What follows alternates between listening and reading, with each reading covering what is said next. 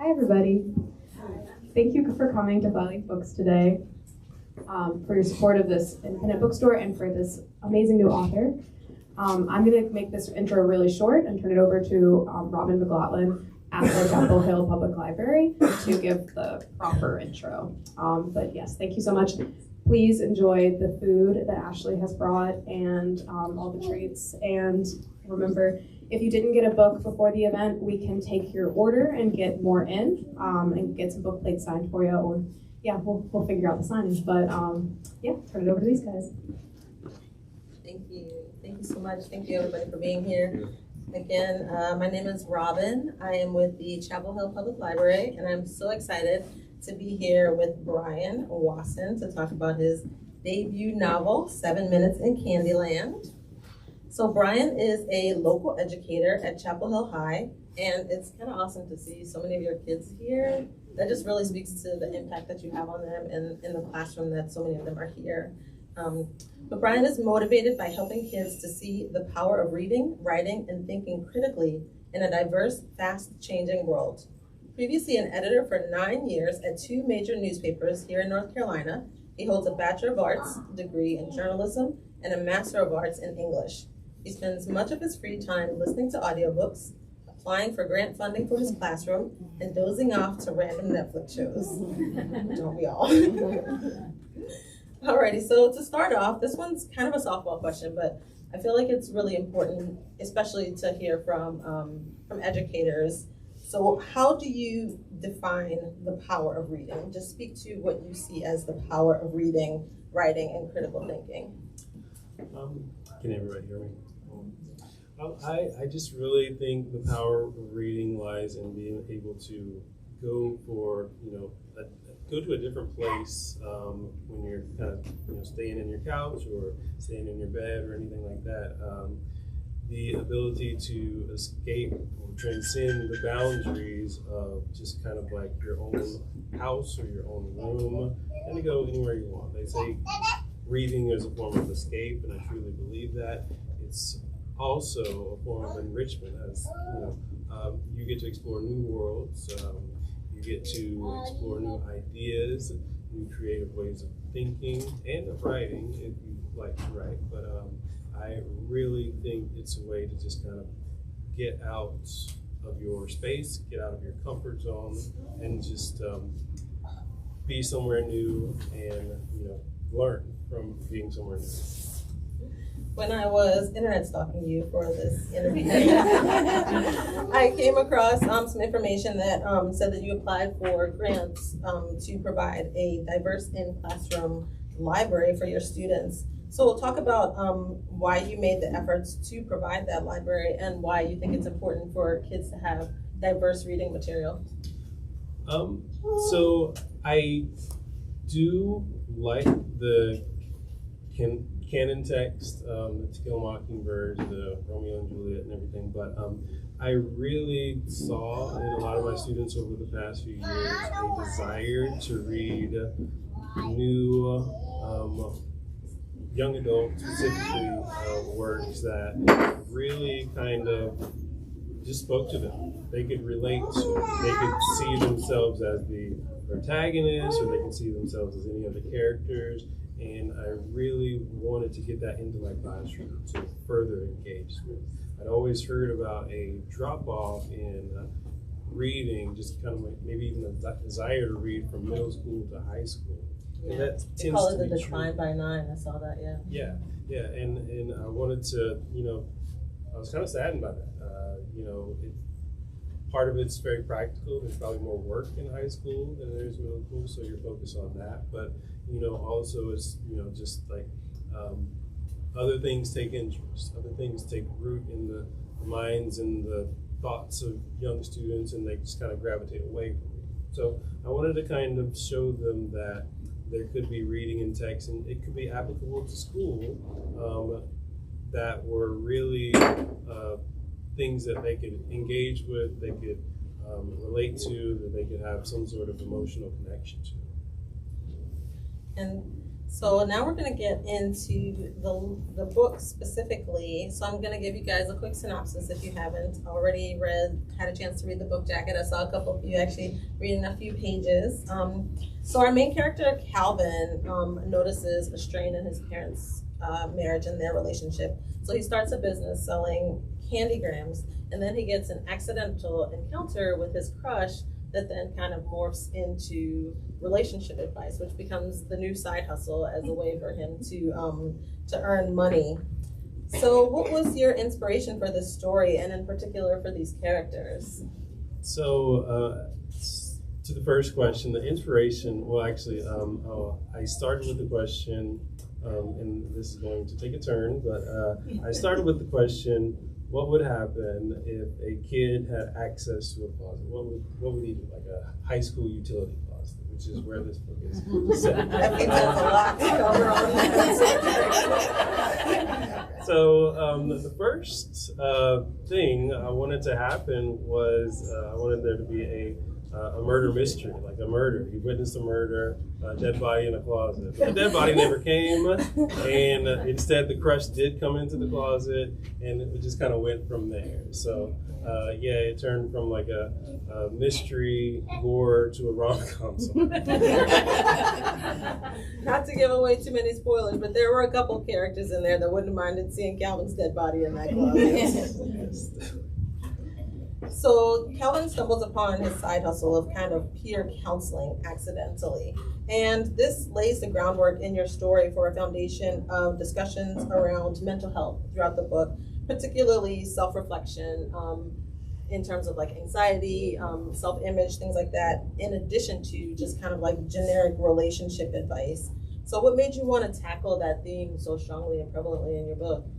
So I do have a wife who's a therapist. She analyzes me all the time. I, as a teacher, you see students have, they come in with their book bags, but they also come in with a lot of emotional baggage as well. When a student, one of the best pieces of advice I've ever given, and I was given this advice, is if a student gets mad at you or lashes out, don't take it personal. Because the chance is that they're not really lashing out at you.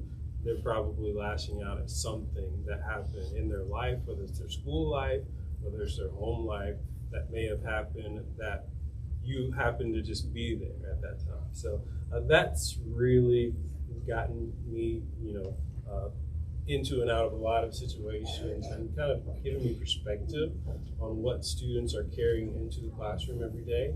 A lot of students do come in with mental health issues like anxiety, depression, or eating disorders or anything like that. And a lot just like really, instead of needing to be reprimanded because they didn't turn in their homework in one day, they just need somebody to listen to them. They need somebody to say, well, okay, let's forget about the homework for now. You can always that can always come, but let's talk about what you're going through, or let's refer you to talk to some professional about what you're going through. So that was really my goal. To aside from being a funny, entertaining stories, to also draw focus on mental health in the schools and the need for a lot of students to have resources and funding. Because it's a stigmatized issue, but it shouldn't be as invisible as we try to make it. Yeah. And I'm really impressed with this generation. I feel like they are definitely kind of like charging ahead with being more open in terms of talking about things that, and we're probably the same generation, where it was kind of stigmatized to talk about mental health and to talk about kind of your fears and your anxieties around that. And we get to see a lot of that in Calvin's character. And sometimes he has all the answers and sometimes he doesn't. So he ends up learning a lot as well through the side characters in his life and in his story. I was really impressed by his crush, where I felt like she was more than just a way to propel his story forward. He definitely learned a lot from his interactions with her, but you also got to kind of explore those themes through her as well. So talk a little bit about like the development of the characters that are kind of in Calvin's periphery. Well, I think the thing I also wanted to get across was that everybody has something that they can teach everybody else. So a lot of times when you saw Sterling the Crush in that room or the utility closet with Calvin, and he's trying to therapize, is that a word? That's the PhD in therapy. Every time he's trying to counsel Sterling, she probably, whether subconsciously or purposely, ends up kind of turning the table on him and putting him, quote unquote, on the couch.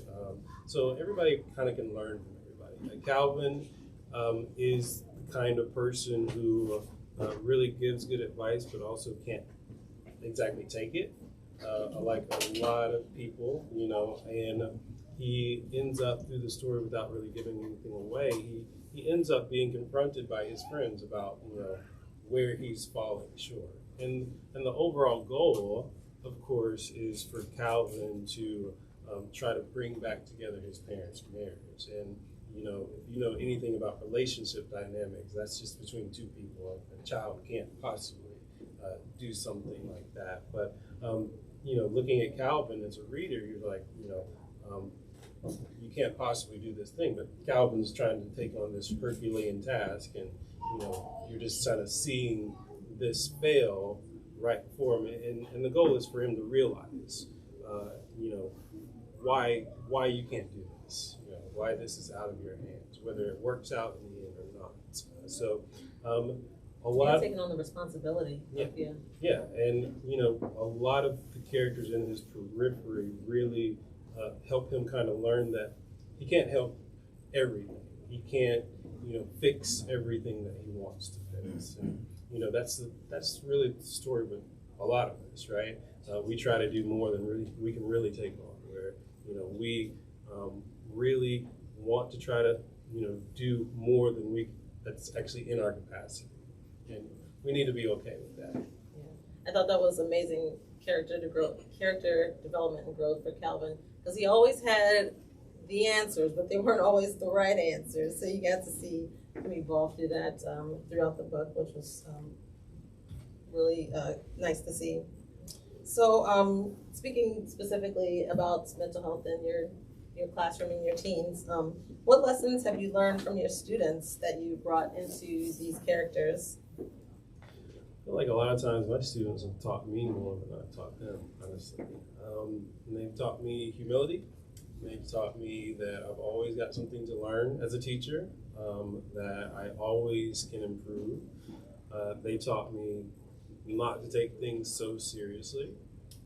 Definitely, they also, one of the things they taught me is how to kind of keep a sense of humor, which is really good, especially, when you hear news out and about just all around the day, just, kind of keep that childhood sense of humor and just kind of be more in the moment than I just as myself would want to be. I'm always trying to think about the future, planning, stuff like that. These kids, for better or worse, are kind of taking it day by day, and they kind of make me push the pause button and just make me just kind of take things one day at a time. So we talked a little bit at the beginning about the power of reading and the importance of reading. What were some impactful stories for you as you were coming of age? And talk a little bit as well about how you have observed the change in the landscape of specifically young adult literature from when kind of like we were teens to now. I think, I'll go through high school. I think one of the books that I really remember reading and I really kind of latched onto, it's kind of random, it's called Return of the Native by Thomas Hardy. I don't know why I remember this. It's probably the first book that was over 500 pages, so it might have just been me just kind of complaining about it. That's why I remember it. But also it's kind of one of the books that really challenged me to get why these characters were doing what they were doing, because they were, if I remember correctly, they were very morally gray characters. They weren't like just kind of set protagonists and antagonists and just right and wrong, and just kind of it made me critically think about, well, why are these characters not just all good or all bad, or why can't there just be a totally happy ending? Why did there have to be this kind of like ambiguity? But that book, I think somewhere in college, Alex Haley's Queen, I know Roots gets all the really the hype and the accolades, but I really, for some reason, I had a really big affinity for Alex Haley's Queen, and that's the story of Alex Haley's maternal grandmother on his mom's side, and how she was enslaved and eventually worked her way to freedom by passing as white, if I remember correctly, and how she kind of lived that life and just kind of just came up. And it was, again, it's a story that Queen wasn't necessarily the greatest person, but she did what she had to do,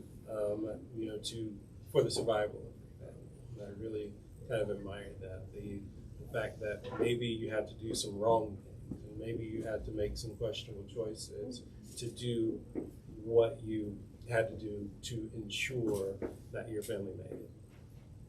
Those are two books. So what about the other part of the question? How the landscape of YA has changed from when you were coming of age to now, and your book, I would say, is part of that. So when I remember a long time ago being a kid, I don't unfortunately remember there being a lot of books with people like me on the cover of it. It's just it didn't happen, and maybe it's a significant block in my memory, but that just it's wasn't. not. We're probably the same age. So I think probably in the past 15, maybe 20 years, that's really started to change, and I got to give credit for authors like Jason Reynolds for really putting some diverse characters on the cover. I think the first book I'd ever read with a diverse character was The Kite Runner by Khalid Hosseini. If I'm pronouncing that correctly, I'm probably not. It's a story set in the backdrop of September 11th about an Afghan boy who experiences a lot during that time, and I was really just floored by not only just the writing, but the fact that I could, so to speak, kind of go to another world, explore this person, this place I'd never explored before, and then it just kind of I think maybe Solange Knowles said "A Seat at the Table" or something like that. Their album was that, but basically there's just more seats at the table now for different kind of books from different races, different ethnicities, different ways of living, and just different orientations. And I'm very glad for that.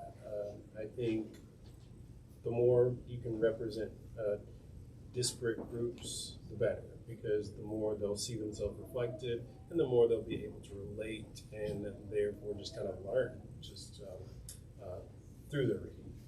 And if I can just gush over your writing for a second, I think one of the other very important things that people don't consider is just having joyful books that reflect people like you, because especially with marginalized groups, a lot of times stories that talk about us are either kind of downtrodden, or they're talking about some type of event in history, whether it's talking about the Holocaust or the Civil Rights Movement or Japanese internment, things like that. We don't get, at least when I was growing up, we didn't get a lot of stories that were just pure joyful. We didn't get reflections of us that just talked about our beauty. I remember reading so many books that talked about like beautiful pale skin and flowing hair. But when I read your description of Sterling, it was one of the first times, because we have, empowerment around like natural hair now. So we see like a lot of pictures and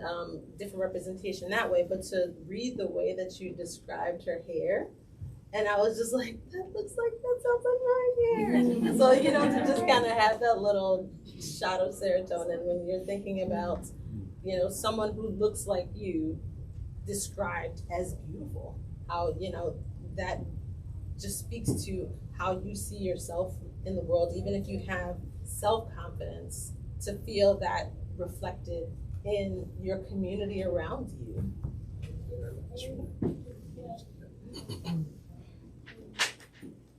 So what, if anything, did you learn about yourself? Because this is your first book, right? Mm-hmm. But you've done a lot of writing. You work for newspapers, so writing is a craft that you have a lot of experience in, but this is different than nonfiction. You're writing journalism, writing news.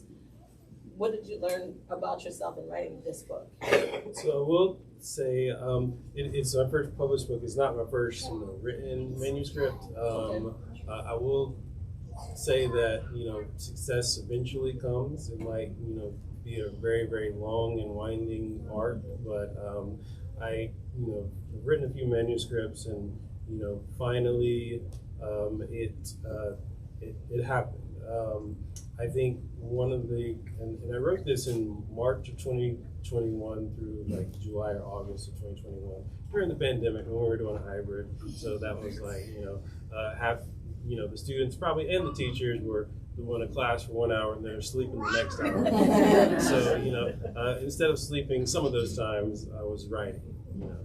But I was doing this, and I think to borrow a phrase from Queen, to catch lightning in a bottle, or to paraphrase it, to ride lightning. If you catch something, if you catch an idea and it's working for you, go on with it. Because I wrote about 20,000 words in this, and I was writing another manuscript at the same time, and I sent them both to my agent because I couldn't decide which one I wanted to proceed with or focus on. And my agent sees both of them, reads them at the same time. There's 20,000 pages of both of them, and is like, "Oh, you need this."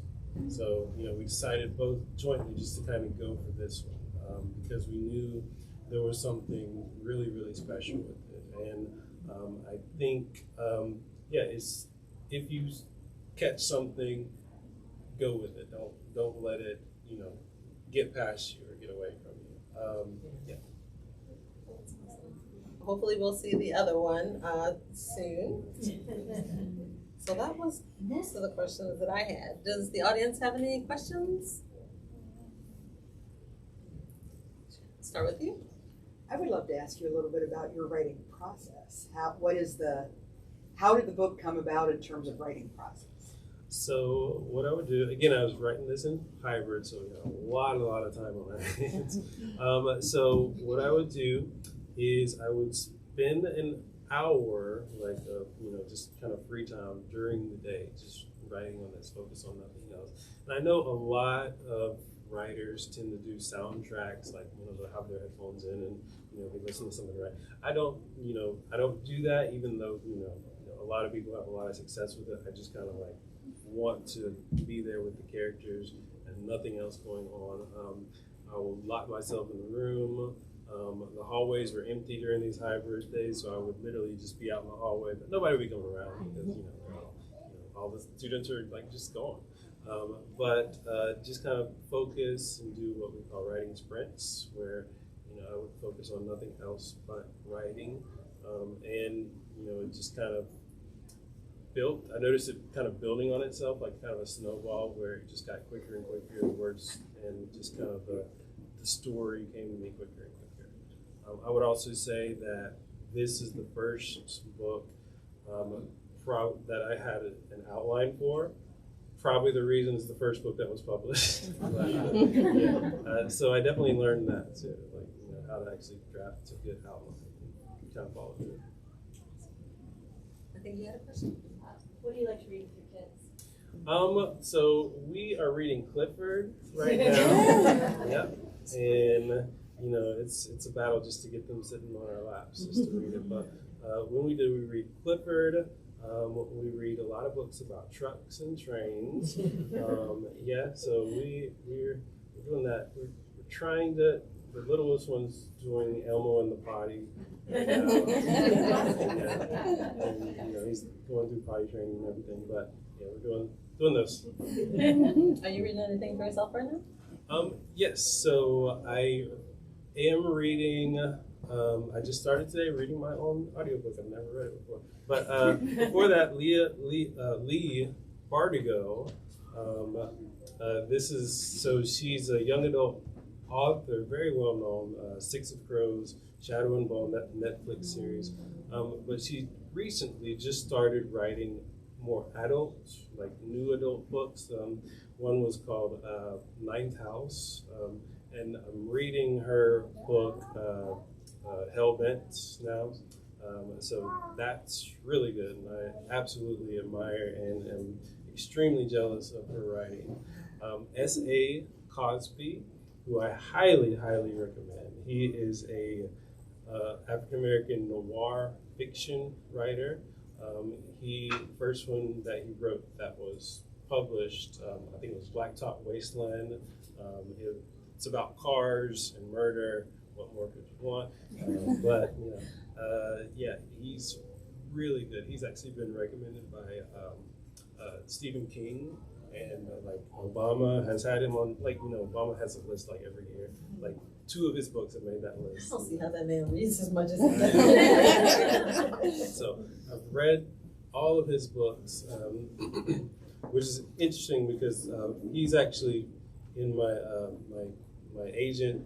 Has an agency he works for. He's actually represented by the same agency. That's how I was made known that's how he was made known to me. But if I definitely saw him in public, I would be first in line, shoving people out of the way for his autograph.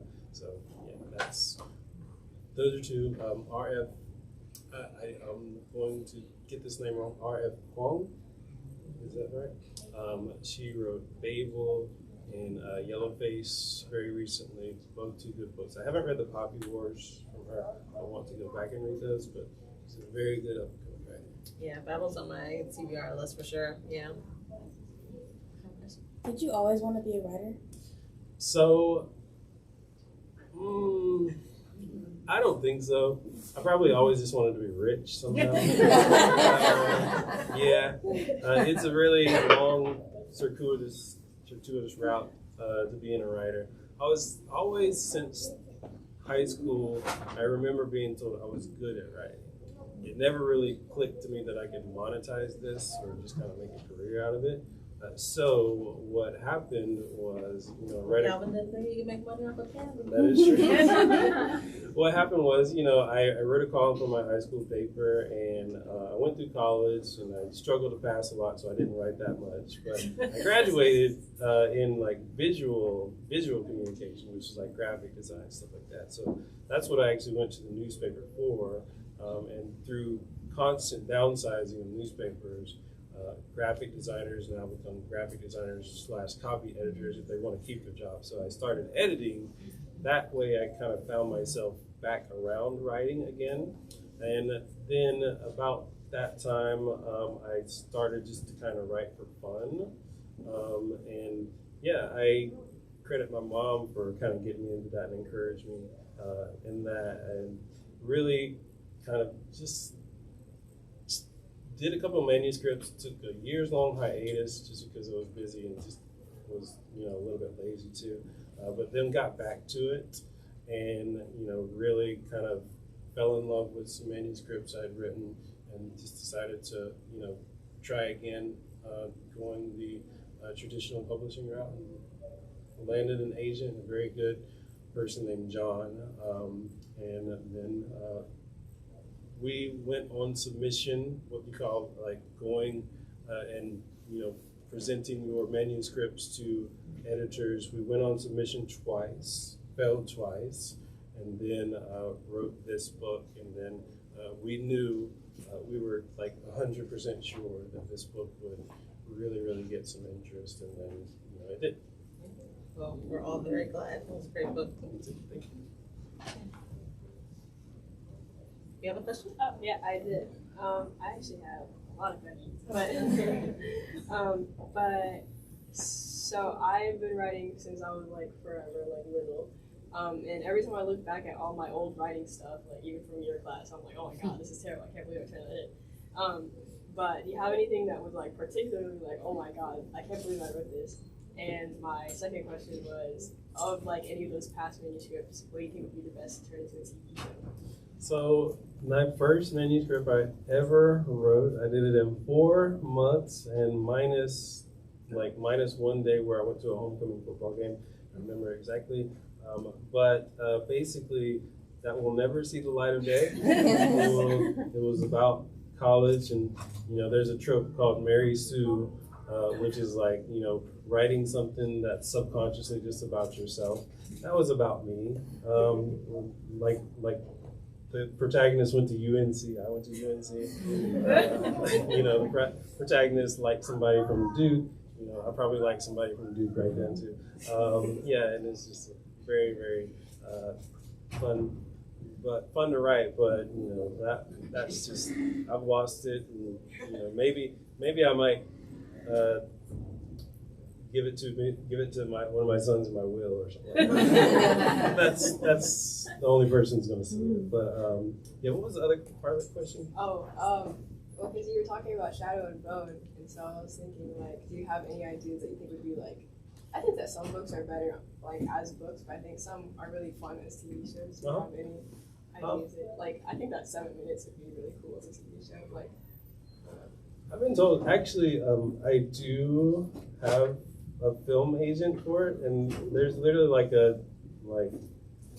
probably like a 0.1% chance, even if it's optioned, that it actually is made to a TV show. So it has had, I can say it has had some interest. That interest is fainting, not really much, but somebody else saw that too.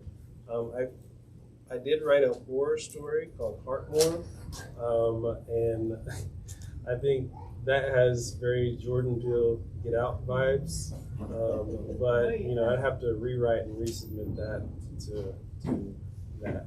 And I think that era might be past. So. Do you ever consider writing like short fiction for anthologies or anything like that? I've considered it. I don't know. I've never actually written a short story before, so which is kind of weird because you figure like the shorter, the easier. But I don't.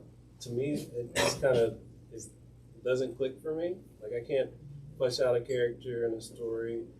It takes me a long time to get to my point, I guess. But yeah, I would definitely consider it that. You have a question in the back? This story, thank you. This story started out, you had mentioned the dead body that never materialized. Did it have a different ending than what is this right now? So I always start the stories never really knowing the ending because I would like to be surprised too. So it did not have an ending. I just started out with the dead body, and the dead body never happened, and the girl did happen. So I just kind of went with it, and even when my agent got the story, we weren't sure where it was going to go, but we were like, we have to pursue it wherever it takes us. So yeah. So what was the process of making the design on the cover? So the process is that my editor at HarperCollins basically gave me like the chance to brainstorm things that I would like on the cover, and I just said a lot of candy on the cover. And then she gave me the option of having a cartoon cover or a like a real life stock photographers and stock photos cover. So from that I chose I wanted it to be a really reflection of African American people. So I did choose real life because I wanted them to be on the cover. But she did have my editor's name is Alyssa.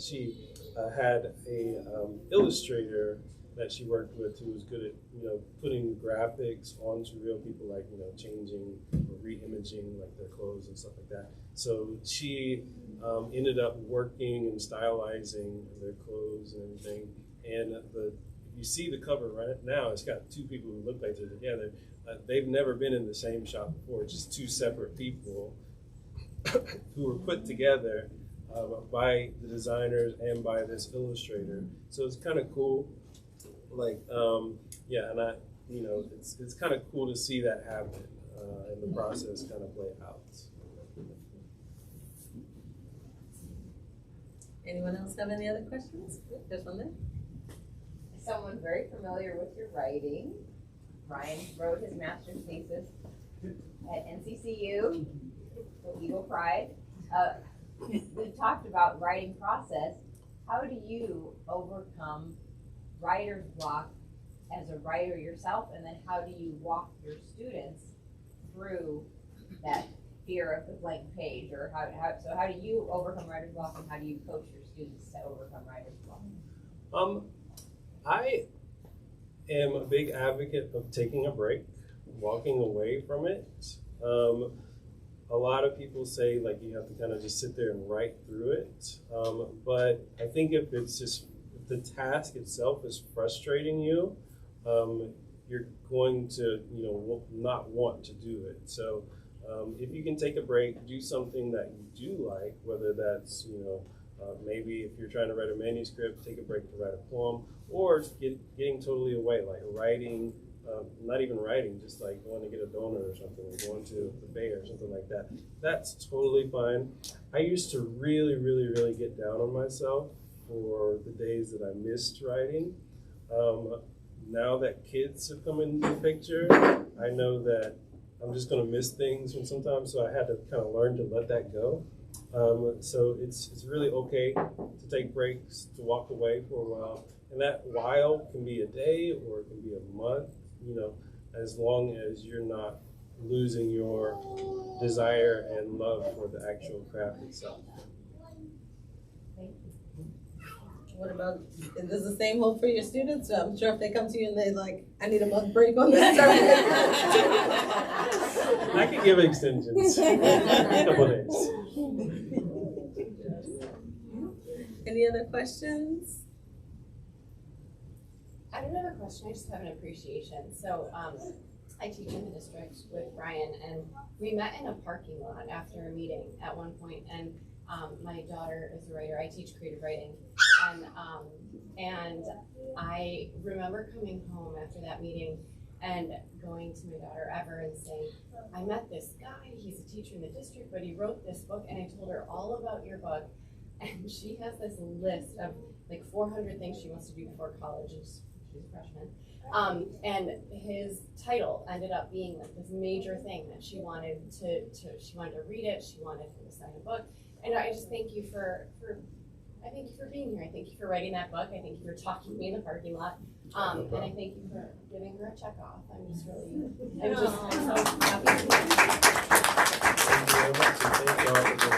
And I think there are a lot of parents who echo that. For your child to have a teacher who has set this goal, who has accomplished it, who talks to them openly about, I failed, and it wasn't great, and I did it better, and I learned, and I succeeded. That living example of a teacher is extraordinary. And I think many parents in this room echo that, and thank you for that. I agree. I think don't hear enough that like failure is gonna happen, that it's a normal part of the learning process. So, yeah. Any other questions before we wrap up? All right, well, I have one. So I mentioned I internet stalked you, and I came across Joe from You reads book covers, and I was like, who the heck is Joe? And what is you? And then I realized my sister watches that show with like the stalker dude. And so like, how did that even come about? Like, how did you figure out to make that character? Because I'm like listening to him like look at book covers, and I was just like, this is absolutely perfect. I thought I had deleted all this. I just revealed along with my book to my students this past week. I revealed I have a TikTok as well, but some students have already known. So I think it was a pretty open secret for a lot. But one of the characters that I come up with was Joe from You, and it's really kind of morbid because Joe is a serial killer. But instead of being obsessed with people, had to keep it PG-13. So he's just obsessed with books, you know. So he would spot a book that he liked and just kind of describe the book in a very stalkerish manner. I, just kind of being new on TikTok last year, I was trying to develop an audience, so I was like, well, let me do something that's fun for me. And I really me and my wife really like You and Joe. We don't condone anything that he's ever done. We like him. I